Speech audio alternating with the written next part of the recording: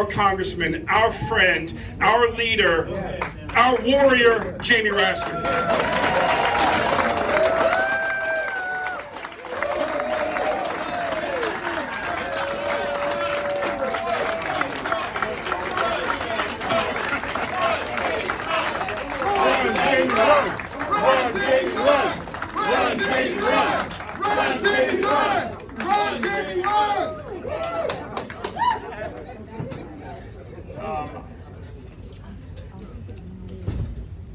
Well, I'm Jamie Raskin, and I did not necessarily approve that message, but I'm grateful to my beloved friend Ben Jealous for his kind words and for his service and for his vision. And you know, in politics, you meet two kinds of people. You meet justice politicians and you meet power politicians. And Ben Jealous is the definition of a justice politician. There you go. So your words mean a lot to me, Ben Jealous. Hello, progressive Maryland. Hello. Those are about my two favorite words put together, progressive and Maryland.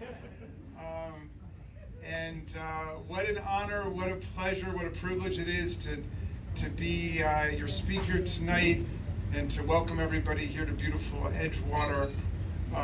Anybody here from Maryland's beautiful 8th Congressional District? Montgomery County? A little piece of Prince George's County? Anybody here from my former district in Frederick County? I miss you guys. How about Howard County tonight? Anne Arundel? Baltimore City? We got Baltimore County in the house? Who else is here? Wacomico? Anybody down from the shore tonight? Washington County? Our friends from Prince George's County. Big time in the house. Anybody else? Did I miss anybody? Harford. Harford County. Harford County. Queen Anne's County. Progressive Maryland. What a beautiful organization. What a necessary, vital, indispensable organization this is, because we're talking about just the bluest state in the union. So what we do here sets the standard for the rest of the country. In terms of health care, in terms of child care, in terms of marriage equality, we did that first, you know? Education, I remember in marriage equality, like, you know, all glory to Massachusetts and everything, but they had a high court ruling in Massachusetts compelling them to give everybody the right to get married in Massachusetts. In Maryland, we became the first state in the union to do it without a judicial order compelling us to do it. We did that. And when the Republicans petitioned it to the ballot, we became the first state in the union to uphold marriage equality at the polls. Because, well, I guess the polls closed 1 hour earlier in Maryland than they did in Maine, but we still did it first. And we abolished the death penalty, and we started a trend throughout the mid-Atlantic and across the country. Progressive Maryland is at the leading edge of our leading state, I would say, in terms of progressive politics. And so what we do, it matters. What the people in this room do matters to everybody. So I want to thank Larry Stafford. I don't know where Larry went. Hey, Larry, thank you for your great organizing and your great political vision. And we are beholden to you for everything you do for us every single day. And I want to thank Clay Batten, too. I saw Clay on the way in. There he is back there. Thank you, Clay. And I want to thank specifically the unions who I think are with us tonight. LIUNA, Metro Area of Philadelphia, Baltimore, Washington Labor's District Council. UFCW's in the house, I know. Local 400. SEIU. UHCW.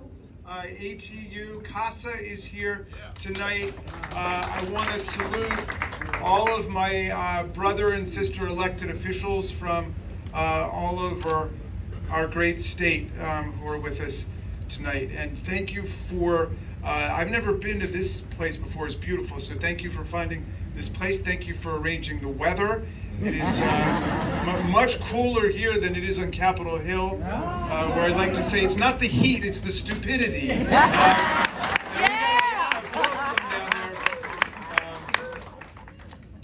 Yep, I was, I don't know if you saw this, but we just had a recess. But right before our recess, I think the day before we left, Marjorie Taylor Greene decided to put up some pornographic photos in the Oversight Committee room. I don't know if you saw that.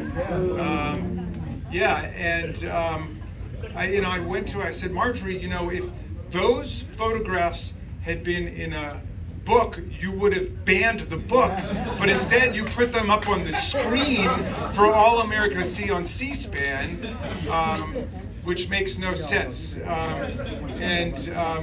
So I got to tell you, every day I go to work, I'm proud to be a Democrat. Okay, I'm really proud to be a Democrat. They're still fighting theocratic wars from like 2 centuries ago. But one of my colleagues got up.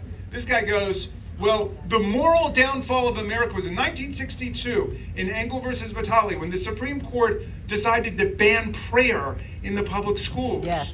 And I got up and I said, that's interesting because the Supreme Court never banned prayer in the public schools. As long as there are pop math quizzes, there will be prayer in the public schools, okay? Anybody can pray whenever he or she wants to pray. All the Supreme Court said is the government can't compel you to pray according to a religious text that the government writes. But we get that kind of nonsense every day. A few days ago, so one of my colleagues got up, she said, well, the Texas legislature just endorsed the 10 Commandments.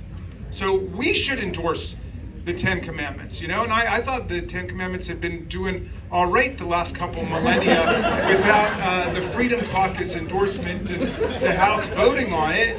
But they're pushing the thing, so I went to my friend in the Rules Committee, Jim McGovern, where I used to serve. I said, Jim, if we're going to vote on the 10 Commandments, we should vote on each commandment separately, okay? And you can't vote for any commandment you ever violated, because then you'll be taking the name of the Lord in vain, violating the 3rd commandment.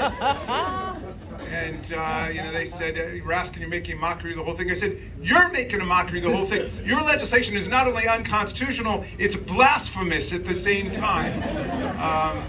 But this is what my life is like here down there. I'm proud to be a Democrat, my friends. I did a tour of 10 states in the last 3 weeks of August. And I went across the country. And can I tell you something? The Democrats are fired up to take our country back. Yeah. Everywhere I go. Huge, boisterous, rowdy crowds determined to win. And that's what I'm seeing all over the place. And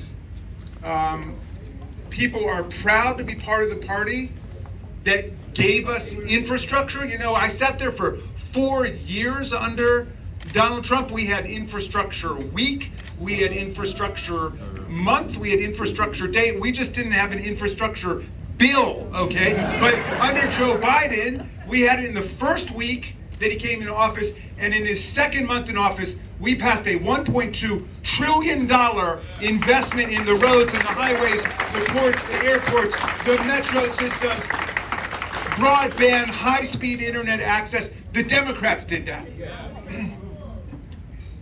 And we passed the Inflation Reduction Act too, right?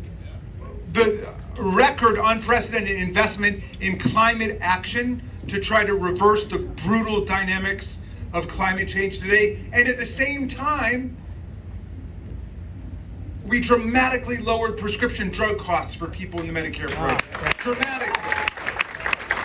$35 a month for insulin for diabetics now. I had constituents paying more than $1,000 a month to get their insulin shots. It's now limited to $35 a month. The Democrats did that without a single vote from the Republicans. And we save people taking 20 different drugs big savings, and they say, well, you guys are big spenders. No, we saved billions of dollars at the same time. Well, how did we save billions of dollars at the same time that we dramatically lowered everybody's prescription drug costs? Easy. We said the government, Medicare and Medicaid, could negotiate with Big Pharma for lower prescription drug prices, something the Republicans had stopped us from doing for decades. Okay? And we said that we would push for a real market negotiation with the corporate autocrats who want to dictate to everybody the price that we're going to pay. The Democrats did that when we were in office. I'm proud to be a Democrat. I'm proud to be a Democrat. And you know, sometimes my colleagues over on that side, they cannot correctly pronounce the name of our party in its adjectival form, I have noticed.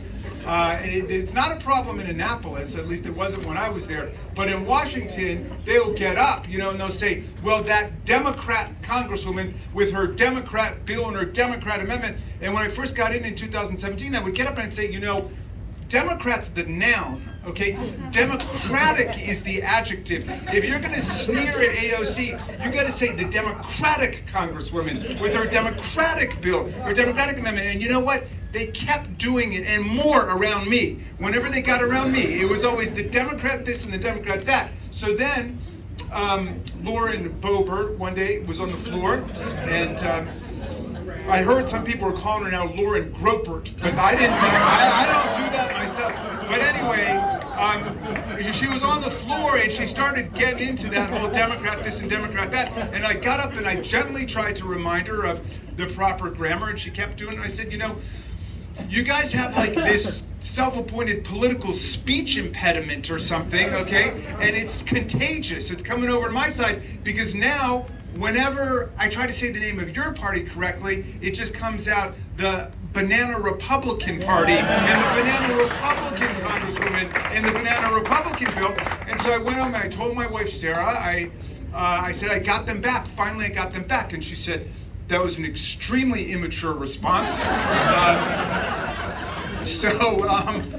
But luckily, I had a solution because I was reading this fantastic book at the time called Traitor to His Class about Franklin D. Roosevelt, which I recommend highly, by the historian H.W. Brandt.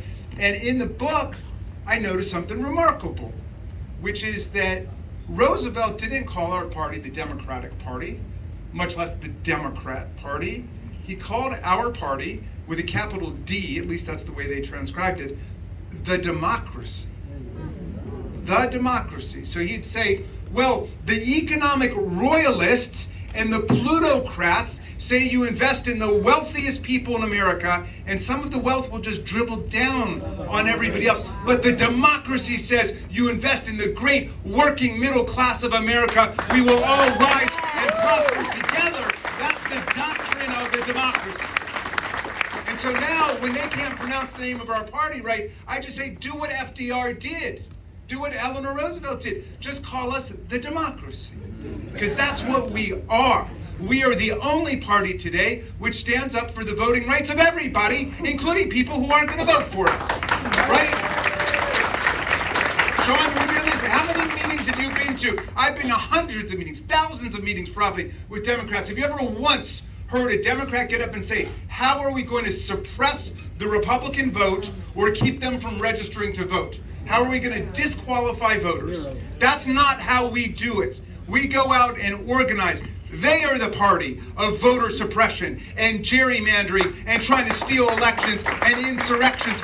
We're the party of democracy. We believe in democracy, just like we believe in freedom. And they're the party of the autocrats all over the world, from Moscow to Mar-a-Lago. The autocrats, the theocrats like Mike Pence, the plutocrats who are running everything behind the scenes in Washington, the autocrats, all of them. And who's going to beat the autocrats, the plutocrats, and the theocrats, and the kleptocrats like Donald Trump? The Democrats are going to beat them. We're going to do it. And I'm not saying we're perfect by a long shot. And I went to 10 states. I got lectured in 10 states about how the Democrats don't know how to message properly. Like, nobody needs to lecture me about that. I've been hyper lectured on how we need to message better. But I'll tell you this, with all of our faults, with all of our limitations, with all of our problems, we are the party of democracy that America and the rest of the world, including President Zelensky, who's in town today, are counting on. They're counting on the Democrats. Us, the party of democracy in America. Okay? The party of democracy in America is standing with the people of Ukraine against Russia's filthy, brutal, imperialist invasion ordered by Vladimir Putin, where they're kidnapping thousands of children from the Ukrainian people and stealing them off to Russia, where they're bombing hospitals and schools. And we've got right-wing colleagues and Donald Trump who express agnosticism about, well, should we be on the side of Ukraine or Russia? And you know, Donald Trump has told you, Vladimir Putin's a genius. He invaded a foreign country. He killed 1,000 people. He's a genius. He's brilliant, right? And this is their guy who they're nominating to come back into the White House. We've got to stand for democracy, freedom, peace, human rights, the rule of law all over the world. That's our job. That's who we are. I don't mean to put too much pressure on progressive Maryland, okay? But there's a lot riding on this. There's a lot riding on what we do here in Maryland and how we organize and how we mobilize and what we're going to do together. So, you know, we got back to work this week, and the MAGA Republicans who run their caucus just have 3 agenda items, okay? Impeach Joe Biden, shut down the government of the United States, and then overthrow Kevin McCarthy. And I mean, I can support one of those 3. But come on! When we are in a climate catastrophe all over the earth, right? 9 inches of rain in Vermont, mosquitoes in the North Pole, Hawaii's turned into an inferno, a mass casualty event. The ocean waters outside of Mar-a-Lago are 101 degrees. Record drought across the country, record flooding, record ocean rise, and these people want to impeach Joe Biden for nothing. Literally nothing. I've sat there for 7 months in the Oversight Committee we looked at 12,000 pages of bank records, 2,000 pages of SARS, suspicious activity reports. They've not laid a glove on Joe Biden. If they had one fact that seemed remotely damning of him, don't you think you would have heard of it? Yeah. It's all they'd be talking about. They got nothing on Joe Biden. They're wasting our time, and they're denigrating and trivializing our own Constitution, which sets the standard at high crimes and misdemeanors. Treason, bribery, and other high crimes and misdemeanors. They don't even have a low crime and misdemeanor. They got evidence of nothing, okay? So, then off to the second agenda item for the week. They're going to shut down the government of the United States. Why? Why are they going to shut down the government? They can't get their way. I mean, I don't even understand it. I was thinking about that scene in the Dark Knight, the Batman movie, where that guy just goes, some people just like to watch things burn. They just want to watch everything burn down. We've got to make them pay for the Republican shutdown of the government of the United States. If that's what they're about to do again, we've got to make sure everybody remembers it's the Republicans doing it. When they tried to default on the debts of the United States and not pay people their Social Security checks and not pay the creditors of the United States, we, at that point, negotiated a deal to prevent just this impasse that we're at today. So it was negotiated already what the budget agreement was, and now McCarthy and the Republicans are trying to walk away from that, all in order to shut down the government of the United States. And we're talking about shutting down national parks. We're talking about not being able to collect taxes at the IRS, not being able to work at the Department of Education to support school systems from across the country. It's like anarchism, except all of the prisons and the military-industrial complex keep going, but none of the government that serves domestic society will. This will be the dream of MAGA, to shut down the government. in October of 2023. So then, then the question is, well, can they overthrow Kevin McCarthy? And my feeling about that is Republicans have got to solve the problems that Republicans create. That is up for them. They have proven that they have no agenda. They have literally no platform. They don't adopt platforms at their convention anymore. You know why? Because their platform is whatever Donald Trump tells them to do. That's their platform. And that's Abraham Lincoln's party. That was a party, an anti-slavery party, a pro-freedom party, anti-know-nothing party, a pro-immigration party. Strongly was the Republican Party. And they've turned it into an authoritarian cult of personality. And I've told Republicans across the aisle, I said, when this period in American life is over, you are going to be fit only for selling flowers and incense at Dulles Airport, okay? You're going to be sleeping on the floor and listening to tapes all night because they are acting like robotic members of a religious cult. And they've totally suspended any critical thinking skills they've got. So, well, I heard an interesting story today about Oliver Wendell Holmes, who was like a famously kind of messy and absent-minded guy, kind of like me, sort of like,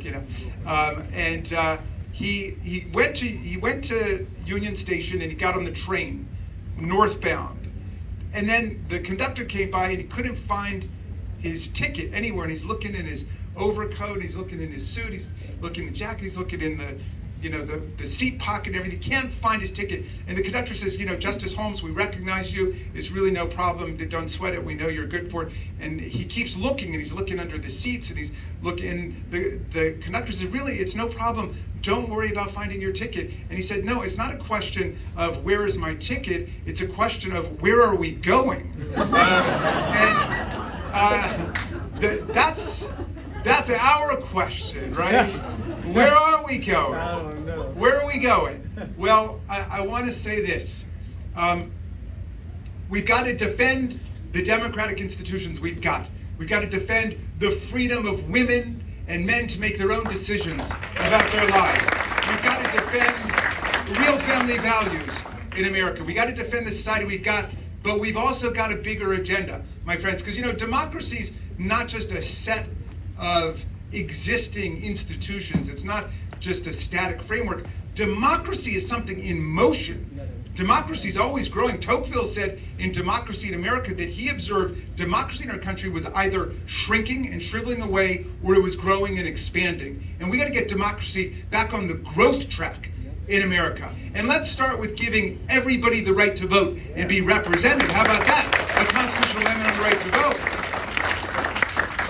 Since the nation started, we've admitted 37 new states to the Union.